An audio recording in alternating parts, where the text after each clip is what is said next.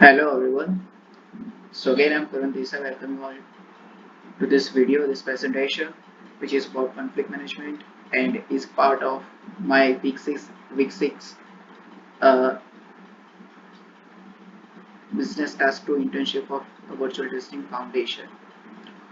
On the topic of today's presentation is conflict management. So outline of my presentation is as follows. What is conflict management? What are the common conflict management styles? Best practices to manage conflict. So what is conflict management? Prior to understand conflict management, we should understand what is conflict. So conflict is divergence of ideas, divergence of agreements, disagreements, and divergence of objectives. Divergence may occur in a person's mind or among two or more people. So conflict management is the practice of being able to identify and handle conflicts sensibly, fairly, and efficiently. Conflict management is as useful in professional life as it is in personal life, because day by day we come in contact with conflicts, whether it is in our mind or it is in our professional life. So it is the process of dealing with perceived incompatibilities or disagreements arising from, for example, diverging opinions, objectives, and needs. Since in professional life or at a workplace it is natural to occur conflict, it is important that there are people who understand conflicts and know how to resolve them. And mainly these responsibilities lay on shoulders of managers or leaders or senior management. So this is important in today's market more than ever. Everyone is striving to show how valuable they are. Everyone, every employee, whether it is senior level or junior level or just a trainee, try to show that how valuable they are to the company, and therefore they have strong belief on their objectives or on their opinions. So this can lead to what dispute with other members of the team, because not everyone has the same opinion about the same thing. So common conflict management styles. So this image shows five important topics that how conflict management should look like. So first style is collaborating. So collaborating is highly assertive and highly cooperative style. Is highly assertive and highly cooperative style. So this conflict management style produces the best long-term results, but it is frequently the most difficult and time-consuming to achieve. The needs and desires of each party are considered here, and win-win solution is found so that everyone is satisfied. In collaborating conflict management style, win-win solution is found. Second one is competing. So competing is highly assertive and less cooperative. So the word suggests that the competing rejects compromise and does not give in to the opinions or desires of others. One party is adamant about how they believe a situation should be handled and will not back down until they get their way. So here a win-lose situation arises. Third one is avoiding. As the word suggests, avoiding is the low cooperative plus low assertive, because one of the parties may not be that adamant or may not be that interested as well. So the cooperation would be less, and so the assertiveness would be less. So conflict management style seeks to reduce conflict by ignoring it, removing the conflicting parties, or evading it in some way.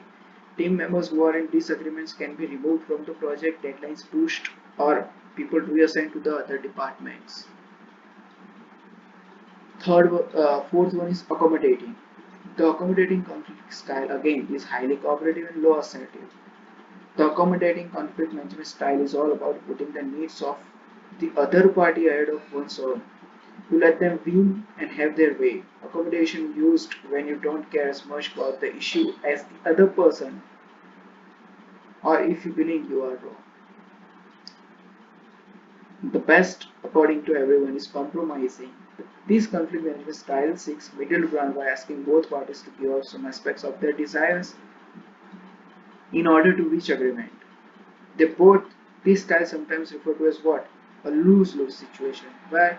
Because the both parties may be asked to give up some of the aspects of their desires. So these are the common conflict management styles. What are the best practices according to me or according to some research scholars? So best practice is be aware of conflict. Keep your eyes and ears open for change in workplace climate and any early signs of developing conflict.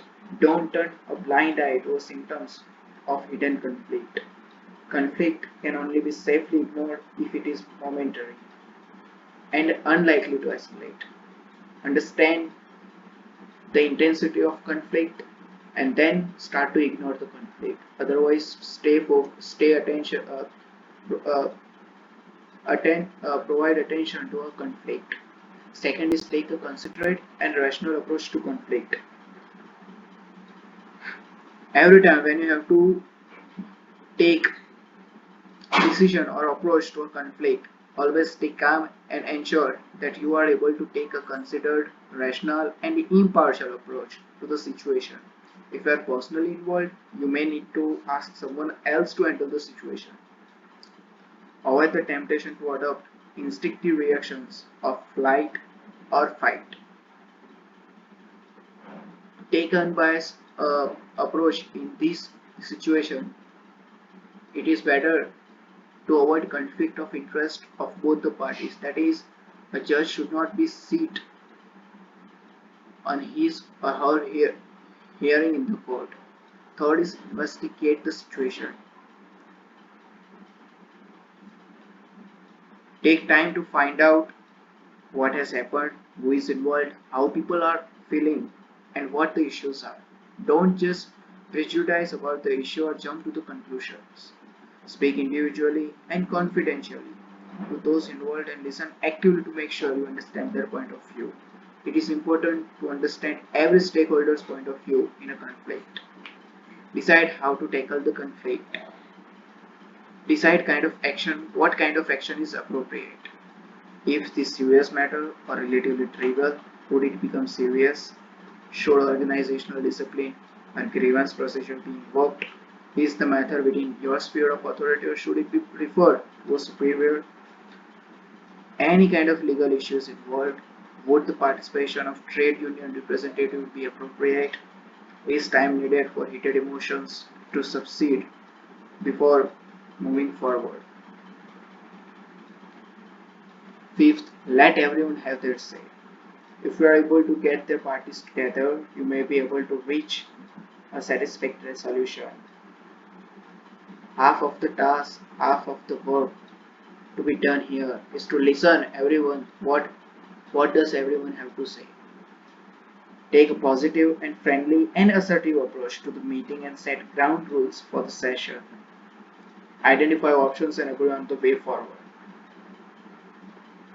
Most important, most difficult part of a conflict management is to identify options and agree. Create an atmosphere where all parties are able to speak openly and honestly. Consider carefully the extent to which you need to control the meeting and intervene in the discussion. Explore the reasons for the disagreements. Encourage parties to examine their own positions and identify common ground with others. Ask the parties to put forward preferred solutions. Allow time for reflection. Secure the commitment of all parties to any agreement and agree on a review point. Implement what has been agreed. It is important to ensure that everyone is clear about what has been decided and take personal responsibility for any actions which have been agreed. In some cases, a written agreement may be appropriate. Be careful here if there is an embarrassment of any of the parties involved. Eighth is to evaluate how things are going. After deciding and after the implementation task is over, evaluate how the implementation is going on. Now, don't assume that the issue has been finally resolved. It is better to keep an eye over how the things are going on. Consider preventive strategies for future. Use these cases as the examples for the upcoming employees or for the upcoming future of the company. Set the rules and procedure and follow company policies, update the company policies within the same. Update, take a lesson, and learn that how the conflict and these kind of issues are resolved. So this is from my side. Thank you so much everyone. Thank you for listening to me.